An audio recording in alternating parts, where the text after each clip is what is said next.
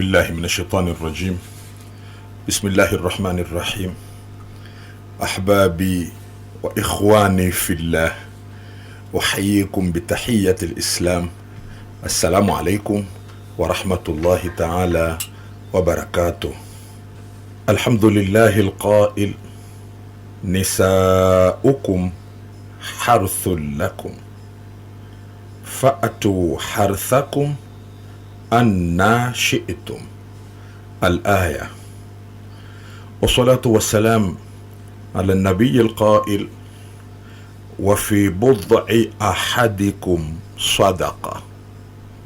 الحديث. وعلى آله وصحبه وبعد. Watukufu ndugu zangu, mada yetu ya leo ni matayarisho ya jambo la ndani sehemu ya kwanza. Matayarisho ya jambo la ndani sehemu ya kwanza. Ndugu zangu, baadhi ya watu wasiouelewa Uislamu vizuri wanadhani Uislamu umeeleza tu habari ya ndoa, talaka, mahari, kuheshimiana mke na mume katika ndoa. Lakini haya mambo ya ndani, haya mambo ya chumbani, haya wanadhani Uislamu haukuyazungumza. Ndugu zangu, maoni hayo si sahihi, hayo kwamba eti Uislamu uzungumzie ndoa, uzungumzie kuishi na mke, uzungumzie migogoro, lakini eti mambo ya pale ndani yale Uislamu usiyaseme. Hapana. Maoni sahihi au uelewa sahihi ni kwamba Uislamu umeelekeza, Uislamu umeyafundisha vyema mambo ya pale ndani, kiasi ambacho kama yakitekelezwa kwa mujibu wa Uislamu ulivyoagiza, mambo hayo yataendeshwa kwa raha ya kipekee na yatakuwa kweli ni mawadda na rahma kweli. Kwa hiyo basi, yatakiwa ieleweke kwamba uchumba ule mfumo wa kumtafuta mke, ule uchumba ni ibada, na hata ile mahari pia nayo ni ibada vile vile. Basi ieleweke pia kwamba hata lile jambo la ndani nalo pia ni ibada. Kwa hiyo basi, ibada yoyote ni lazima iendeshwe kiusahihi ili malipo yawepo. Ibada yoyote lazima iendeshwe kiusahihi ili malipo yawepo. Jambo hili la ndani hili, alama ya kwamba ni ibada, katika hadithi aliyopokea Imam Muslim kutoka kwa Mtume Muhammad sallallahu alaihi wasallam. Bwana Mtume siku moja alitoa hadithi ndefu kabisa, asema: inna bikulli tasbihatin sadaqa, katika kila tasbihi moja kuna mshahara mtu anaolipwa na Mungu kwa kazi hiyo. Vile kusema tu subhanallah, basi ni sadaka hiyo, unapata malipo kwa Mungu.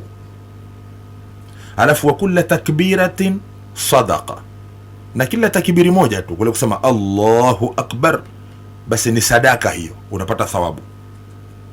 Sasa utaangalia mwenyewe, kama subhanallah moja ni sadaka, unapata thawabu. Allahu akbar moja ni sadaka, unapata thawabu. Utaangalia mwenyewe, je, ulete moja au ulete sana, au uiboreshe zaidi hiyo subhanallah na hiyo Allahu akbaru. Wa kulla tahmidatin sadaqa, na kila tahmidi moja, ile alhamdulillah, nayo pia ni sadaka ile. Wa kulla tahlilatin sadaqa, na kile tahlil la ilaha illa Allah, nayo pia ni sadaka ile.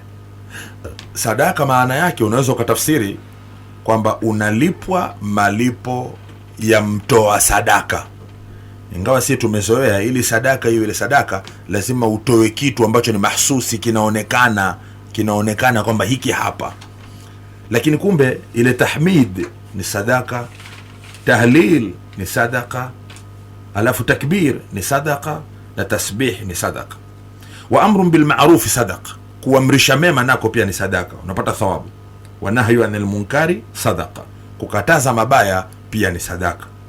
Wa fi bud'i ahadikum sadaqa, na katika jambo la ndani la mmoja wenu nalo pia ni sadaka vile vile. Hapa ndio panapozama kwenye somo letu la leo. Yaani lile jambo la ndani la mke kwa mumewe, mume anapata thawabu kwa jambo hilo. Lile jambo la ndani nalo la mume kwa mkewe, basi mume anapata thawabu kwa jambo hilo. Kwa inaonekana basi Mtume akisema sallama, wa fi bud'i ahadikum sadaqa, na katika starehe ya mmoja wenu kuna sadaka. Masahaba wakastaajabu sana, na kilichofanya masahaba wastaajabu, sisi pia leo tunaweza kustaajabu, kwamba anacholipwa mtu ni kile kitu ambacho tangu na hapo mwenyewe alikuwa hakihitaji, isipokuwa analipwa kwa sababu amekifanya kwa kutafuta amri, kwa kutafuta ridhaa ya Mungu tu. Hili jambo la ndani hili kimaumbile mwanamke analihitaji na mwanamume analihitaji. Sasa malipo yatakuwaje?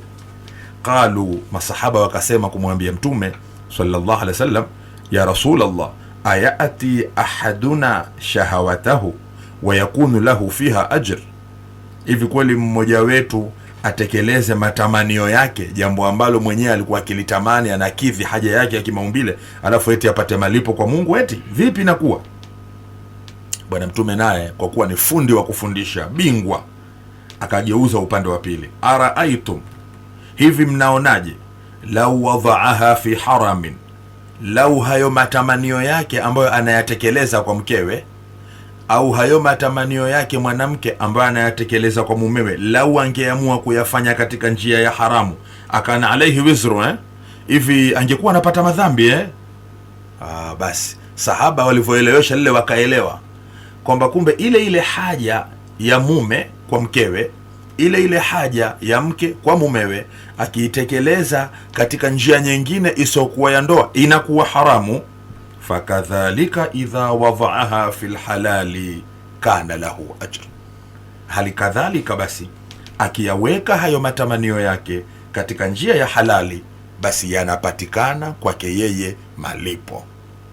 Kwa hiyo basi jambo hili la ndani hili la mke na mume, lenyewe hili ni ibada, lenyewe hili ni sadaka. Na nataka nikusaidieni. Bwana Mtume sallallahu alayhi wasallam, yuko hadithi nyingine kwenye jambo jingine anasema, inna Allaha yuhibbu idha amila ahadukum amala an yutqinahu, yani Mungu anapenda mmoja wenu akilifanya jambo alifanye kivizuri. Kama ambavyo watakiwa hii tasbihi hii ya subhanallah ili ulipwe iwe tasbihi safi, haiwezi kuwa subhanallah, haiwezi kuwa hivyo. Subhanallah tena mtu aitamke kwa unyenyekevu, akijua anamtakasha Mola aliyetuumba, aifanye uzuri. Ile tahalili aifanye uzuri. Na hili jambo nalo la mtu kujipumzisha kwa mke wake na mke kujipumzisha kwa mumewe, nalo pia lifanyike vizuri, nalo ndipo yatakapopatikana haya malipo yaloahidiwa hapa. Lakini ikiwa tukubali kwamba hii ni sadaka, kwa maana ya kwamba mke atakuwa anatoa sadaka kumpa mume, mume atoa sadaka kumpa mke, alafu mlipaji ni Mwenyezi Mungu, basi haya inahimiza hasa kwamba msikikusudie kitu kibaya kukitoa sadaka, kitu ambacho nyinyi leo kama mwapewa namna kilivyo kibaya, basi hamuwezi kukipokea, labda mfumbe macho. Wala tayammamul khabitha tunfiqunahu walastum biakhidhihi illa an tughmidhu fihi, au kama qala jalla maulana, msikikusudie kitu kibaya kukitoa sadaka, wakati nyinyi leo kama mwapewa hicho kitu hamuwezi kukichukua, labda mtu ufumbe macho. Kama tunakubali kwamba sadaka lazima iwe nzuri, basi hali kadhalika kwa kuwa hili jambo la ndani Mtume kalisifu kama ni sadaka, lazima liwe zuri, basi lazima liboreshwe, lazima lipendeze. Kwa hiyo lile jambo la ndani ni ibada, kwa hiyo yatakiwa tulifanye katika utaratibu mzuri, lifanye katika njia nzuri, ili yapatikane ndani yake malipo. Na kwa kuwa jambo hili ni ibada, ndio maana atakiwa yani kuliacha kwake sio ucha Mungu.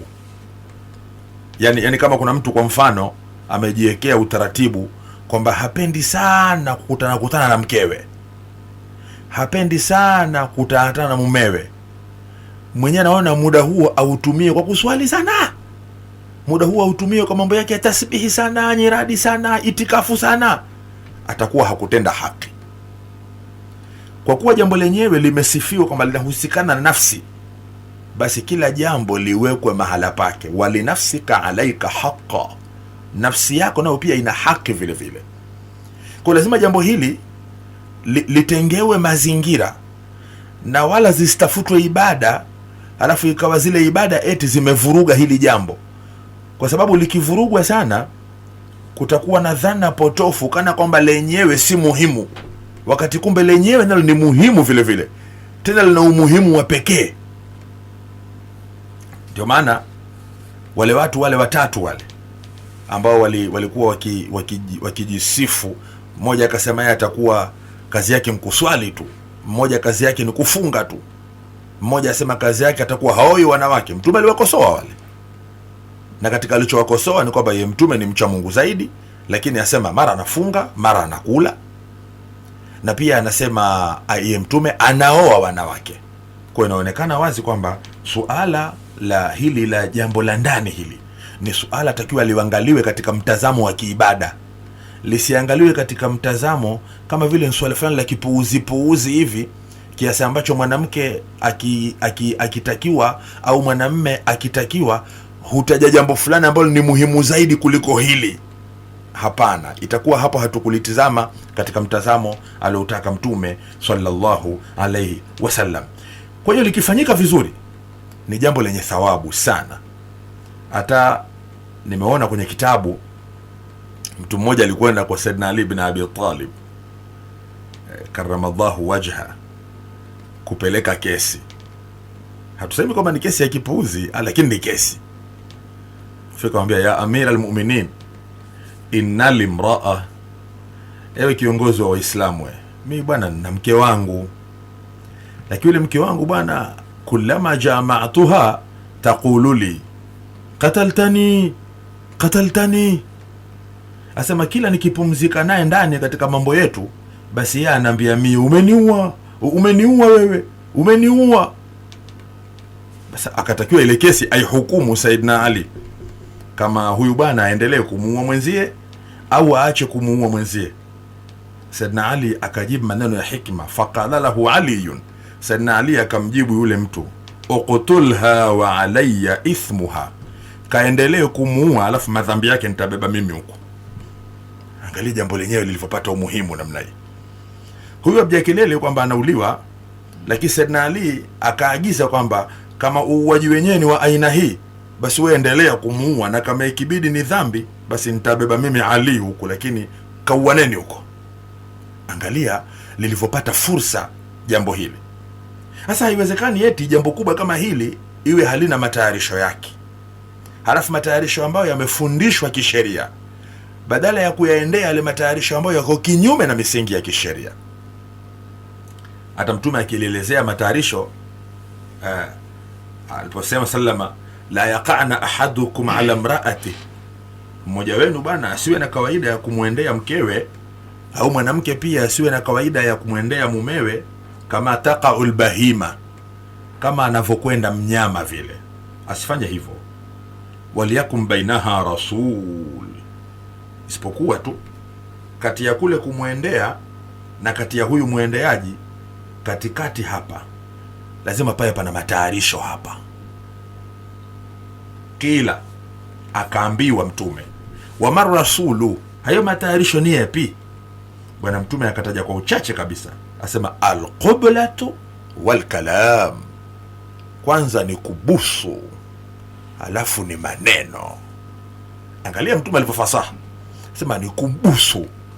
Sasa wewe endelea mbele sasa huko tena, yani usidhani Mtume huyu tunakubusu huku hivi wasikia sana kwa hivi, huyu atakuwa si Mtume tena. Lakini alivyofasaha asema alqiblatu, kwanza ni kubusu, alafu wal kalam, na maneno. Maneno gani? Maneno mazuri yatakayomhamasisha yule kutoa mwili wake, mwili na moyo. Vinginevyo anaweza akautoa mwili tu, lakini hakuutoa moyo. Akifanya hivyo, lengo la msingi haliwezi kufikiwa. Kwa haya matayarisho sio kama ni fikra tu za mashekhe na maustadhi, la, ni maelekezo ya Mtume sallallahu alaihi wasallam. Ndio maana anataja hapa alqublatu walkalamu, ni kubusu na maneno, na anayetamka hivyo ni yule ambaye mayantiqu anil hawa in huwa illa wahyun yuha. Hatamki tu kwa kutaka mwenyewe, isipokuwa anachokitamka ni wahi aliopewa na Mwenyezi Mungu Subhanahu wa Ta'ala. Kwa hiyo itakuwa hadithi hii inaifasiri hii hapa nyuma, hii kwamba mmoja wenu asiende kwa mke wake kama anavyokwenda mnyama, kwa sababu mnyama hana qubla, hana kalamu. Yani mnyama hana kwamba ngoja abusu kwanza, tayarishe hivi, wasikia sana, aseme maneno haya. La, mnyama hiyo kitu hana. Sasa huyu ambaye ni mwanadamu, ambaye kasifiwa na Mungu, wala kad karramna bani Adam, tumemtukuza mwanadamu, lazima yeye jambo lake liwe lina hawa rasul, mushajiati, vile vitu vinavyohamasisha. Sasa ukitaka kujua sharia yetu ni nzuri na sharia yetu ni pana, asema mtaalamu wetu mmoja kwamba ni katika mwenendo wa Uislamu kutanguliza ujumbe mtu kwa mke wake, au hata mke kutanguliza ujumbe kwa mumewe. Mtume sallallahu alaihi wasallama alikuwa akifanya mzaha pamoja na wake zake. Tena alikuwa katika huo mzaha anajiteremsha Mtume mpaka anakuwa katika level ya zile akili za wale wake zake, mpaka imepokewa katika hadithi ya Abu Daud na Ibn Majah kwamba Mtume alikuwa akifanya mashindano na mkewe Bibi Aisha, halafu ikawa Mtume mara anashinda, mara Bibi Aisha anashinda.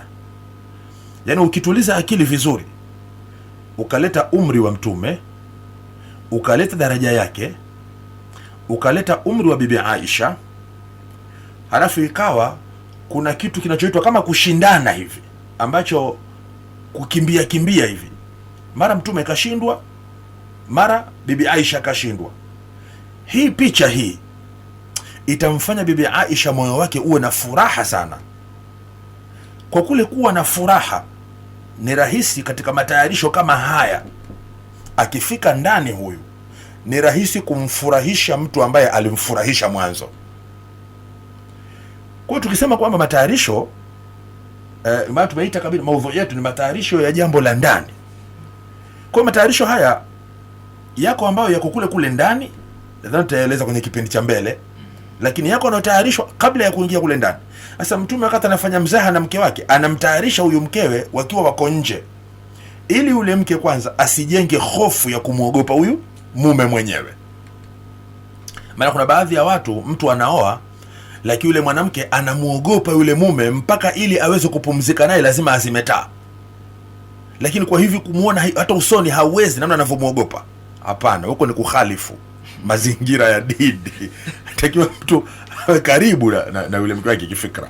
Sayyidina Umar ibn al-Khattab radhiyallahu anhu, Sayyidina Umar huyu ambaye yeye akipita huku sheitani amkimbia Sayyidina Umar, asema hivi: yambaghi lirajuli an yakuna fi ahlihi mithla as-sabiy fa idha iltamasu ma indahu wujida rajula. Yatakikana kwa mtu akiwa na mkewe basi awe kama vile mtoto, lakini watu wakija kumtafuta wanamkuta kumbe si mtoto bwana, ni mtu mzima bwana, kumbe hano pia ni matayarisho vile vile. Inaonekana wazi kwamba kile kitendo cha kukaa na yule mwanamke katika sura ya ukali, sura ya vitisho, hii haimfanyi huyu mwanamke kujiandaa katika nafsi kumpokea huyu ndani. Lakini atakapotanazal, akajishusha kwanza, akawa ni mtu wa kawaida, akasahau kwamba yeye ni jeshi, ni polisi, ni shekhe, ni mpiganaji magumi, ni daktari, ni mbeba mizigo, akajiweka katika level ya chini ambayo inalingana sawa sawa na yule mwanamke. Yule mwanamke ni rahisi vile vitu vyake ambavyo mwenyewe kavificha, kavitunza vizuri, ni rahisi kumpa huyu, kwa sababu kumbe ni mwenzie, kumbe wanayefanana. Matayarisho haya yatakiwa yazingatiwe kwa kina kabisa, kwa sababu majumba leo yanatingishika kwa kukosekana matayarisho kama haya. Ndio maana wanawake leo wameshafikia, akimuona mtu katika television mle ya mchezo wa kuigiza anabusiwa, yule mwanamke anatamani, utadhani kule kubusiwa kunapatikana nchini China au Uingereza, kumbe kubusiwa kwa hapa chumbani. Kwa hiyo ni taaluma tu kuambiana kwamba Uislamu bwana dini nzuri kabisa, ilikwishaeka mambo mazuri kabisa. Kwa mambo tutayavuruga sisi wenyewe. Sayyidina Umar rahmatullah alayh, yambaghi lirajuli, na hawa masahaba hawana kawaida ya kusema majambo ambayo wenyewe hawana. Yatakikana kwa mwanamume an yakuna fi ahlihi, kuwa akiwa na familia yake, manake mkewe awe mithla sabiyi, mfano mtoto mdogo vile. Lakini wa idha tamasu ma indahu wujida rajula, baadaye wakija watu kumtafuta wanamkuta si mtoto mdogo, ni mtu mzima na akili zake. Kwa basi inaonekana kile kitendo kile cha kukaa mtu na mke wake, wakacheka, wakatia story, wakafurahi, wakakumbushana visa, ile ndio ni sehemu inayomtayarisha mwanamke vile vile, na ni sehemu inayomtayarisha mwanamume vile vile. Ile itampa sura kwamba huyu mtu ambaye ana thamani, anajua cheo changu mimi, akanisikiliza hapa jikoni, kakaa kwenye kigoda, tunacheka, tunafurahi, basi hukumbe ni mtu anayestahiki. Kwa hiyo mwanamke atakuwa muda wote anaandaa kwamba saa fulani huyu atakiwa afurahishwe hivi na hivi na hivi, kwa sababu yeye mwenyewe ni hodari wa kufurahisha wenzie kwa hivi na hivi na hivi. Haya ni matayarisho ambayo tukisema kwamba tusiyaseme tutafanya khiana. Lazima wajibu wetu tuufikishie umma ujumbe na kuonyesha uzuri wa Uislamu, kwamba si dini iliyoelekeza kuswali tu, tahiyatu tu, na funga Jumatatu na Alhamisi, lakini mambo ya chumbani kuna vibibi fulani vilivyo ndio venyewe vitaeleza. Si kweli. Uislamu ulishaeleza zamani gani kabisa. Na katika hadithi hii ambayo katika Bukhari na Muslim, kwamba Mtume mmoja alisema, ala ukhbirukum bi ahli nari, nataka nikupeni habari ya watu wa motoni ili muwajue. Mtu wa motoni ni yule mtu mwenye kibri, moyo wake mgumu. Hao ndio watu wa motoni hao. Mtu kwanza ana kiburi, halafu moyo wake mgumu.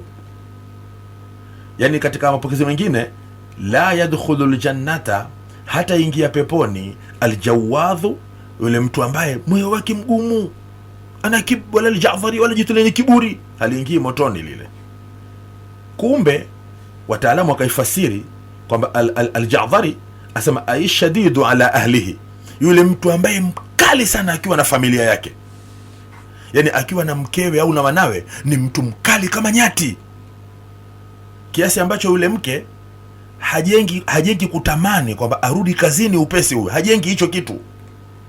Na akisafiri hajengi mazingira kwamba natamani maskini ya baba watoto arudi tuzungumze, tufurahi, tucheke. La, anaomba siku ziongezwe. Mtume anasema mtu aina hiyo haingii peponi, yule mtu ambaye ni ashadidu ala ahlihi almutakabbiru fi nafsihi. Kwa hiyo onekana wazi basi kwamba Uislamu unaelekeza mazingira kwanza ya matayarisho kabla ya lile jambo la ndani. Matayarisho yenyewe kuna yanayoanzia kwenye ile sura tu ya kumjenga yule mwanamke. Na siku moja Mtume alimwambia sahaba mmoja, anatuambia sote katika kipande kidogo cha hadithi, alimuuliza sahaba, wewe umeoa? Akasema ndiyo. Je, umeoa mwanamke mkubwa au umeoa mwanamke bikra? Akajibu, umeoa mwanamke mkubwa. Mtume akamkubalia, hana pingamizi na kumuoa mwanamke mkubwa. Lakini akasema, fahalla bikra, ungeoa bikra, tulaibuha wa tulaibuka. Tulaibuha wa tulaibuka, yani napata tabu namna ya Kiswahili kukivisha hapa. Maana tulaibuha ni wewe mwanamume unamchezea yule mwanamke, wa tulaibuha na ni yeye mwanamke, tulaibuha wewe unamchezea yeye, watulaibuka, na yeye anakuchezea wewe. Kumbe ili watu waweze kumatch lazima ipatikane mulaaba, kucheza kwa mume kwa mke na kucheza kwa mke kwa mume. Kwa inaonekana basi kwamba hili jambo la mahusiano hili la ndani, jambo hili kumbe ni jambo latakiwa liwepo pande mbili. Maana kuna tulaibuha, wewe wamchezea yeye sasa, watulaibuka, yeye anakuchezea wewe sasa.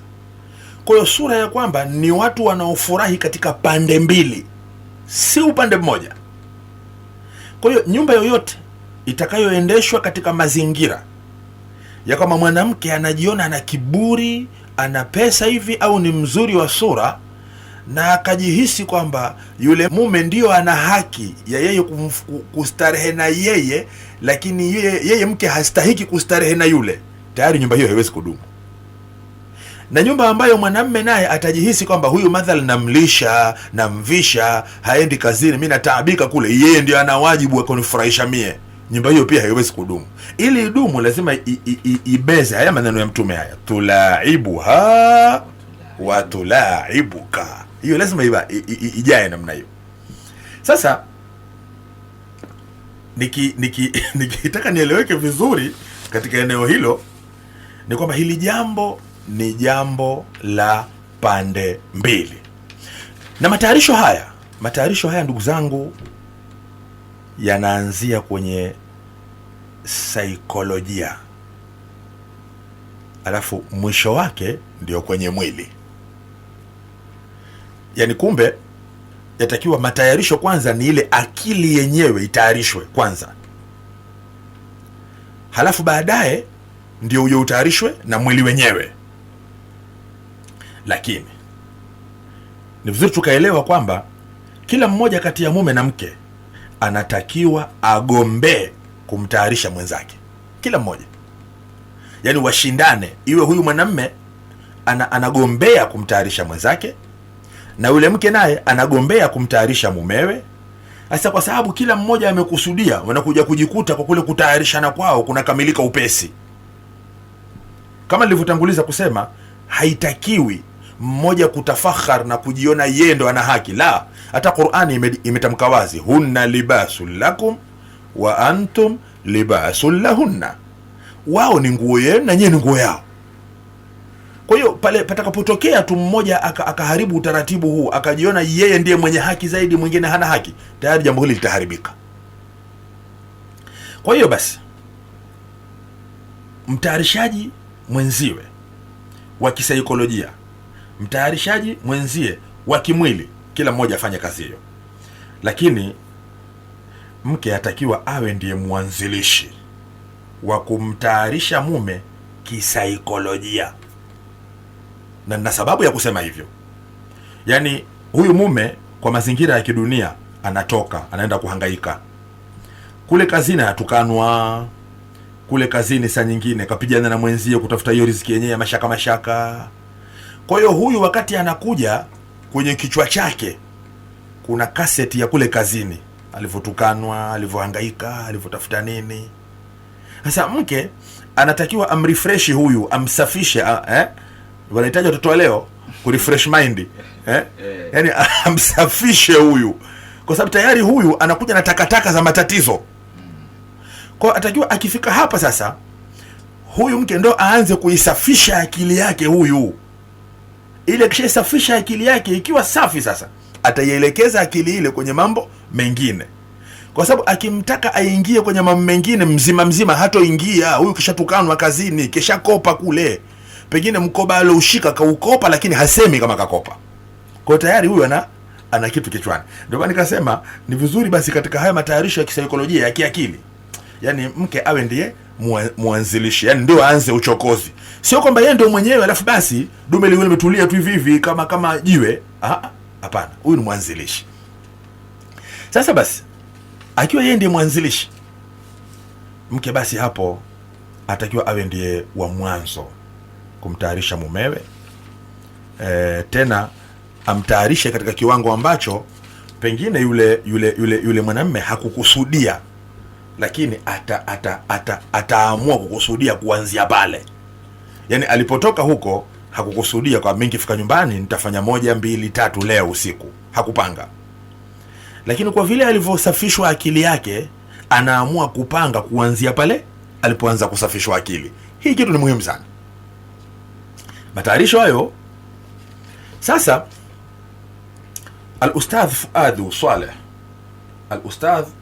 Fuad Saleh wakati anazungumzia matayarisho haya amesema maneno, na mimi nataka nimnukuu kwenye kitabu chake cha al-Atifa Atifatul Hubbi li Saadati Zawjiyya. Al-Ustadh Fuad asema hivi: katika kila siku ambayo tunaitumia katika umri wetu, basi tuelewe kwamba tukitumia siku moja huwa imepungua siku moja, ndio kawaida. Katika kila siku, fa fi kulli yawmin yudhafu ila a'marina yawmun wa yanqusu min ajalina yawm, katika kila siku ambayo tunatumia siku moja sisi, basi tuelewe pia imepungua siku hii moja.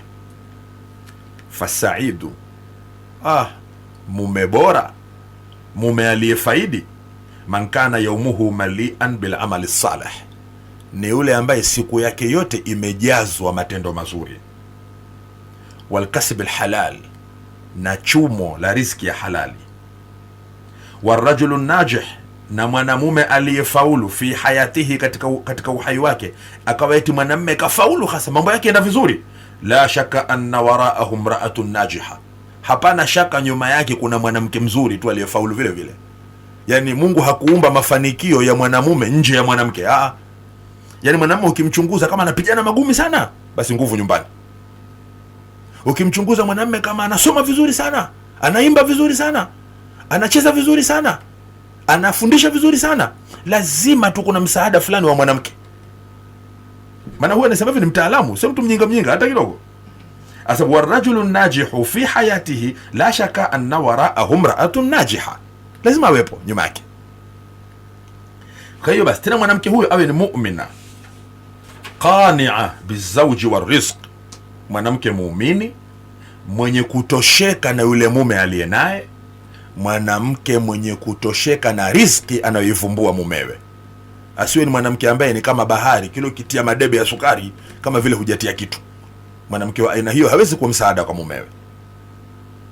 Asema waladaiha, mwanamke huyo mbele zake pana alhamasu wal iman, pana hamasa na pana kuamini, bi anna rizqa Allahi sayati, kwamba riziki ya Mwenyezi Mungu itakuja tu.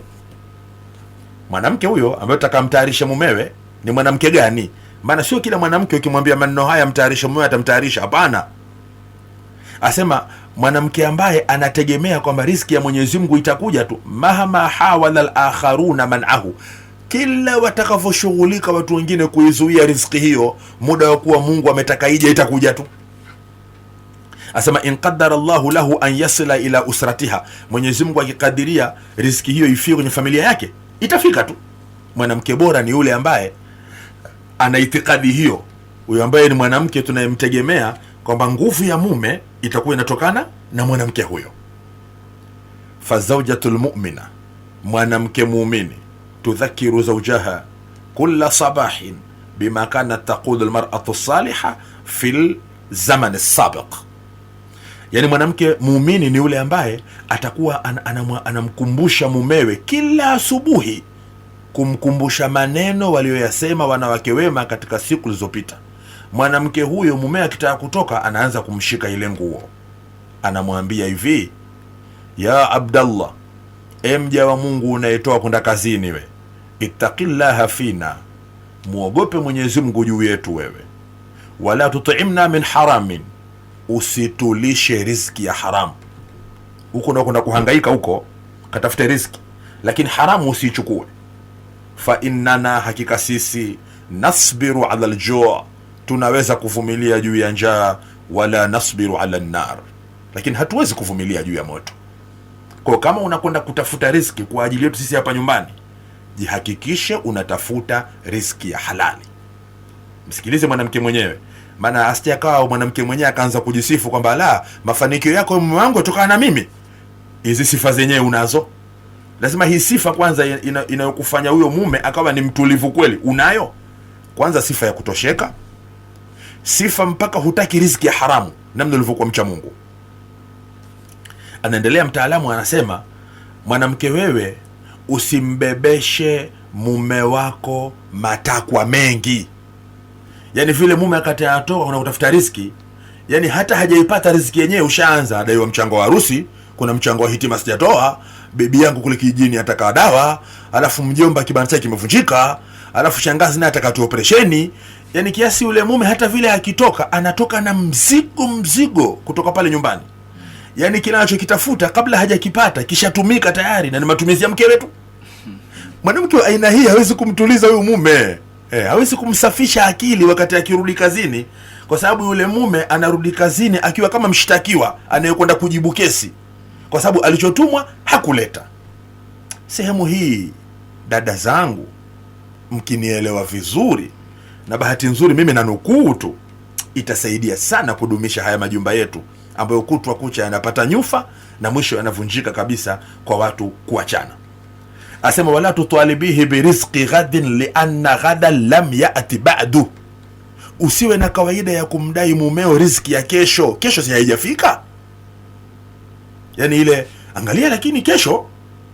Bahati mbaya leo wanawake wamefikia kipindi anamtamkia mume maneno mabaya, lakini mume maskini anacheka.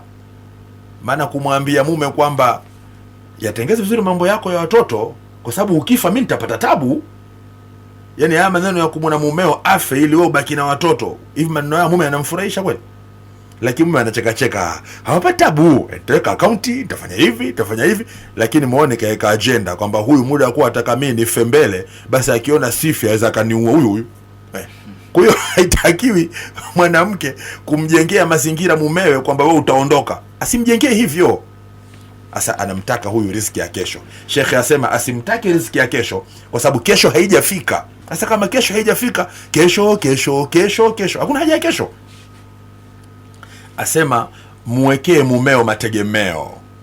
Yani mumeo kama amerudi moyo wake ni mwepesi, wewe ndio mtie mategemeo kwamba usichoke mume wangu, riziki Mungu ataleta tu, usipate wasiwasi, usilale na pressure, Mungu muweza namna hii. Wala tuayirihi bidhaafihi au qillati rizqihi. Usimuwaziri mumeo kwa sababu ya unyonge wake au kwa sababu ya riziki chache aliyoipata. Usimuwaziri, bal saidhihi ala husn al-ikhtiyar wa ta'allum as-sabr wal qanaa. Bali msaidie mumeo juu ya kupumzika vizuri na kuvumilia, kutosheka.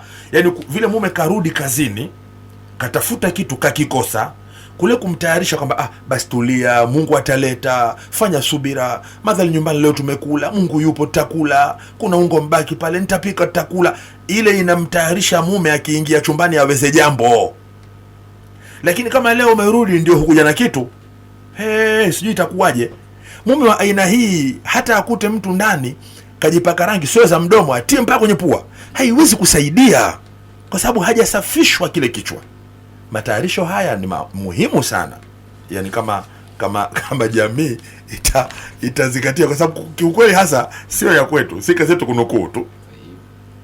Asema mtaalamu, mwanamke mwenye akili ni yule ambaye anampa mumewe nafasi ya kupumua. Huyo ndo mwanamke mwenye akili, kwa sababu mumewe karudi kazini, kuna tabu, kuna jua, au kama akafanya kazi za usiku kakesha mume huyo.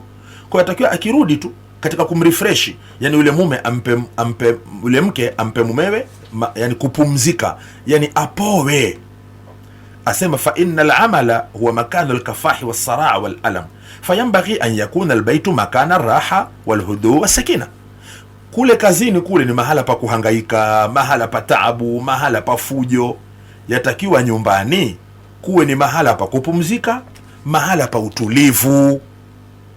Kwa kama mwanamke akijijengea mazingira kwamba yeye ni mtu wa kero, ni mtu wa taabu, wakati ule mume amekwenda kuhangaika, kabeba mizigo, katukanwa, halafu mume yule akahisi na nyumbani nako kuna kero kuliko hii ya kazini, ndipo baadhi ya wanaume wakaishia kwenye vikao vya kahawa na kwenye kuangalia mipira ili akija nyumbani kachoka hoi, dakika zake 3 amekusha fariki, atakuwa hai alfajiri. Hili ni tatizo nalo ambalo linatingisha sana nyumba zetu. Kwa hiyo katika ile kusema kwamba matayarisho, tusikimbilie tu kama matayarisho haya mtu afanye, kwanza kuna kumtayarisha ile akili kwanza. Sheikh anaendelea kusema, basi jitahidi sana katika kumpokea mume wakati akirudi kwa uchangamfu ambao umejazwa furaha, tena uchangamfu ambao umejaa sifa.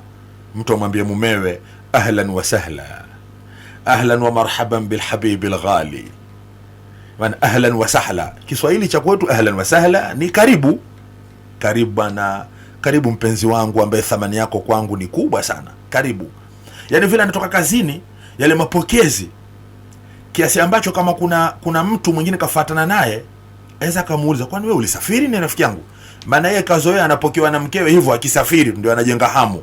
Kumbe huyu anaishi na mkewe vizuri kiasi ambacho hata akitoka kazini pia mke humpokea, utadhani karudi safari.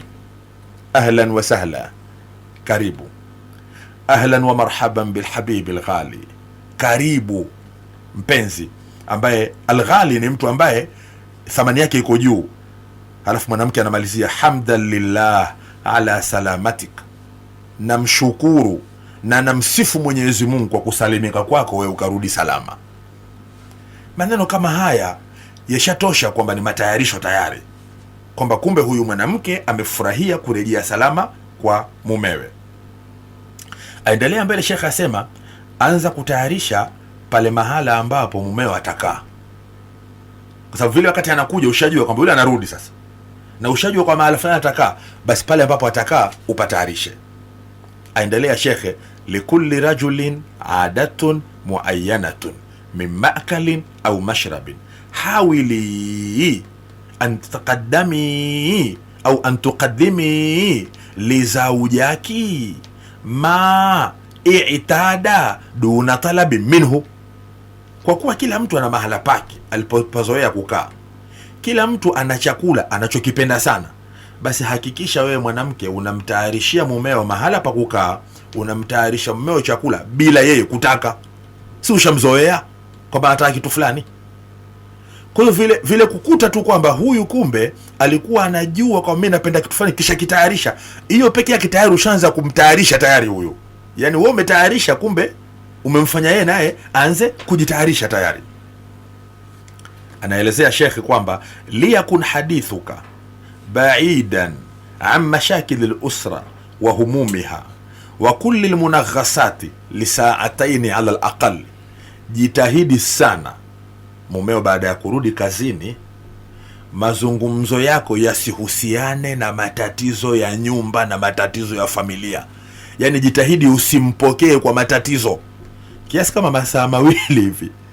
Yani isiwe ile mwanamume kafika tu hata hajavua fulana, unaanza kuelezea watu waliokufa, watu wanaumwa, mchango unaotakiwa, madeni ya nyumba yanayodaiwa, umeme unavotakiwa, mambo kama 8, kiasi ambacho hata kabla ile shati yenyewe pia aiona nzito kwa mizigo inayozungumzwa. Hii itakuwa hujamsafisha kichwa hata kidogo, umwachie anakoka kama vile hakuna kitu, mpaka yule mwanamume anahisi nyumbani kwangu kweli leo kume mahala pa amani. Kama atakuleta maji kesi, subiri baadaye. Sheikh hapa amesema kiasi kama cha masaa 2 hivi. Sasa unaweza mwenyewe ukaona huyu mume wangu bwana, acha nimwache kabisa alale, alafu tatizo fulani naliweka akiba, kama nitalisahau naliandika pembeni. Lakini isiwe eti mwanamke anikamkamia mumewe kwamba vile akitua tu fulani kafa, fulani yaumwa, fulani katoboka mguu, kibanda cha vuja, umeme umekatika, nini hivi. Hii inamchokesha huyu mwanamume kiasi ambacho hata zile fikra za kumfikiri mkewe hana tena. Anafikiria kwamba kutakucha saa ngapi ili nitatue tatizo ambalo mke kalisema. Napo nimeona kwamba ni vizuri tukaona kwamba tuyataje matayarisho haya kwa uchache kidogo, na hii ni ili kujaribu kujenga kwamba Uislamu ni dini nzuri. Uislamu ni dini nzuri, dini ambayo inahimiza mambo mazuri, dini ambayo wallahi lau kama tuifuata vizuri, sisi Waislamu hatuna tatizo hata kidogo. Sisi Waislamu ni watu safi kabisa. Mume yule karudi, kisha mtayarishia mahala pa kukaa, kisha tulia pale mahala pa kukaa kwenye kiti chake alichokizoea. Kama ni chakula katayarisha, basi anaanza kumpa maneno matamu. Anamtayarisha huyo, anaanza kumpa maneno matamu. Anta man uhibbu wa anta man uridu wa kullu basharin siwaka gharibu. Wewe ndiye yule mwanamume ninayempenda wewe ndiye yule mwanamume nilokuwa nikimtaka. Yani zamani nilikuwa napanga kwamba mimi bwana nitaolewa baadaye. Yani mpango wangu ulikuwa niolewe na mtu mwanamume kama wewe. Tena ndio wewe hasa, kumbe mume mwenyewe. Na mtu yoyote ambaye si wewe, mimi namuona kama mgeni tu. Unajua, maaka kuntu zahara bila ashwaq. Mimi nikiwa na wewe, basi mimi ninakuwa ni ua ambalo halina miba. Lakini wabidunika asbahtu ashwaka bila zahara. Nikikukosa wewe, nageuka mie kuwa ndio miba isokuwa na tunda. Hatulazimishi kwa beti lazima haya ambayo shekhe ameyasema, lakini angalia mtaalamu huyu alivyokuwa anajua kusifu.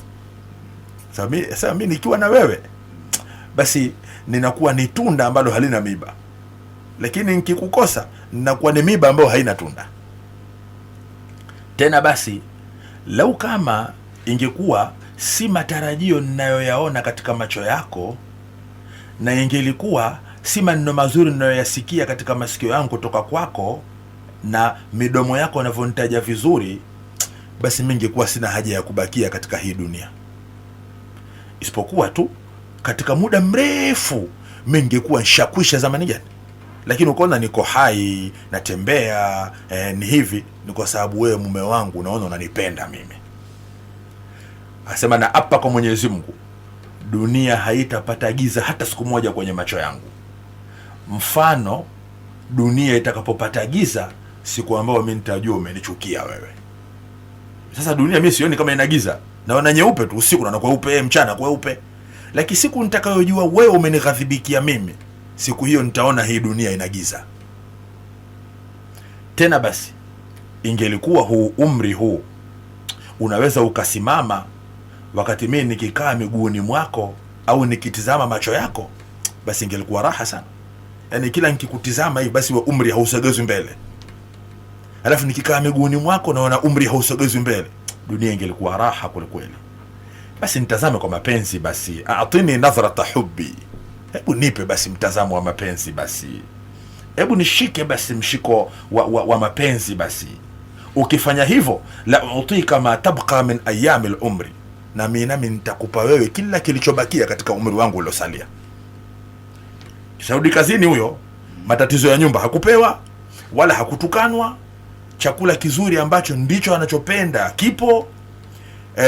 Maneno mazuri kapewa. Mashakili ya nyumbani hakupewa, alafu analiwazwa namna hiyo.